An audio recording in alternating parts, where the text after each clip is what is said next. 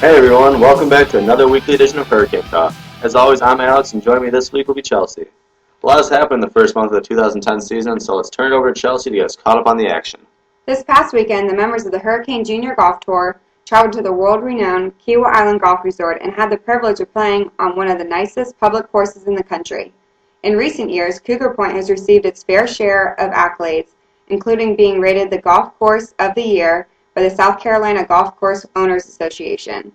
The course was originally named Marsh Point, however, after being redesigned by Hall of Fame golfer Gary Player in 1996, the course took on a new name, Cougar Point. The course features a great blend of short and long par 4s, great risk-reward par 5s, and extremely scenic and challenging par 3s.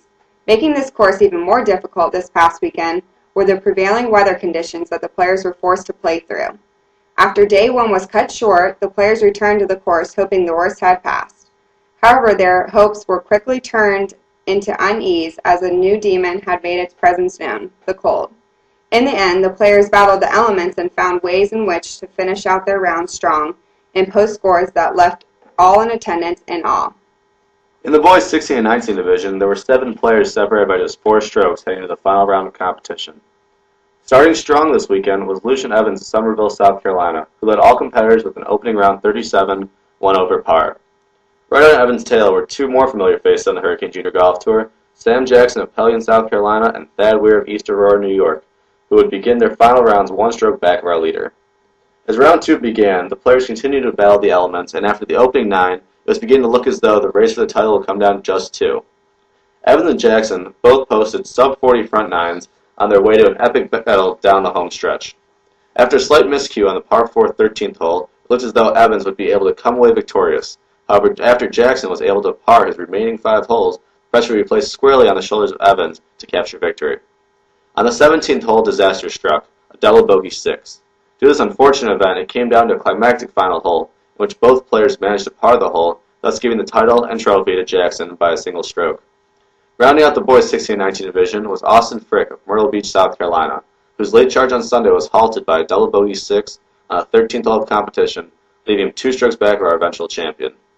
Jackson's victory this past weekend was due at least in part to his ability to shoot under par at Cougar Point's par 5s, and in doing so was the only competitor in the boys 16 and 19 division to average under par for a set of holes. After the tournament, we had a chance to speak with Jackson and see what he was thinking coming down the stretch. We're here from cold and wet Kiawah Island, South Carolina, with the boys 16 and 19 champion Sam Jackson. And Sam, tell us, you've done pretty well on tour the past couple of years, and you ultimately followed it up with a victory this weekend. What was the keys to your success this weekend here at Kiawah Island? Staying calm and collected, going through my routine well. Don't walk too fast. Just take everything slow and let everything come to you. Don't try to do everything at once. Just stay focused and mentally strong. Okay, and you, Lucian, and Austin had a pretty good battle coming down the stretch. What was the turning point for you that kind of sealed your victory here during the final round? Well, Lucian, he beat me all day long. He stumbled on 17, 4-putted, and made double. And I went ahead by 1, going to 18, and that helped me out. It was still nerve-wracking to hit that pitching wedge in 18, but I had a 1-shot lead, so it was a little bit better. All right, sounds good. Sam Jackson of Pelican, South Carolina, our boys 16 and 19 champion. On the boys 13 to 15 side of the action, a familiar face took home the top honors. Chris Sells of Savannah, Georgia, fired an opening round 37 to hold a share of the lead. Sells managed to make quick work of the course and his competitors by opening his round with a birdie on the par 5 third hole. The birdies would not stop there for Sells, as he would go on to birdie the 11th and 16th holes on his way to a back 9 34. As Sells continued to get more and more comfortable with his game and the course, he was able to pull away from the field on his way to a tournament and career best, 1 under par 107. Sells went for a career low on the 27th hole of competition with a 12-foot birdie putt. However, came up a rotation shy and settled for a tournament best round 70. Following behind Sells this weekend was Mount Pleasant, South Carolina's Corey Martin, whose 3 birdies in the second round helped propel him past third-place finisher Charlie Spencer White of Bluffton, South Carolina. Martin's 2-day total, 117, was enough to secure him a podium appearance in his first tournament of the year and a 4-stroke advantage over Spencer White. After the tournament, we had an opportunity to talk to Sells and see what his strategy We're here was with during the boys final 13 round. to 15 champion Chris Sells of Savannah, Georgia, and Chris here had the low round of the tournament with a 200 par 70 today. Chris, take us through your round and tell us about some of the highlights you had today. Well, my first birdie came on number 3, when I just played the whole solid par 5, chip up about 3 feet, made the putt. I bogeyed number 5 after chunking an 8-iron into the little hazard in front of the green. Got up and down for bogey. Then shot even on the front, and I ended up 2 under on the back with birdies on 11 and 16. 11, I hit it just over the green and 2 with a 3-wood, and got up and down. And then 16, from the fairway bunker, I put a 6-iron about 2 feet and made the putt. So. Very good. And you were tied with Kyle Alkelsbacher coming into today. After 14, it was pretty much a done deal for you. What were you thinking stepping up to the first tee today? What was your game plan coming into the final round? Just kind of play like I did yesterday. Be aggressive when it's allowed to be aggressive, and don't be playing stupid plays. But just stay calm, be relaxed, and go play golf. Sounds good. Chris Sells of Savannah, Georgia, our boys 13 to 15 champion. Rounding out the tournament this past weekend at Cougar Point was the girls 15 and 19 division. In this division, we saw 3 competitors who were all poised to take home the top honors and their first victory.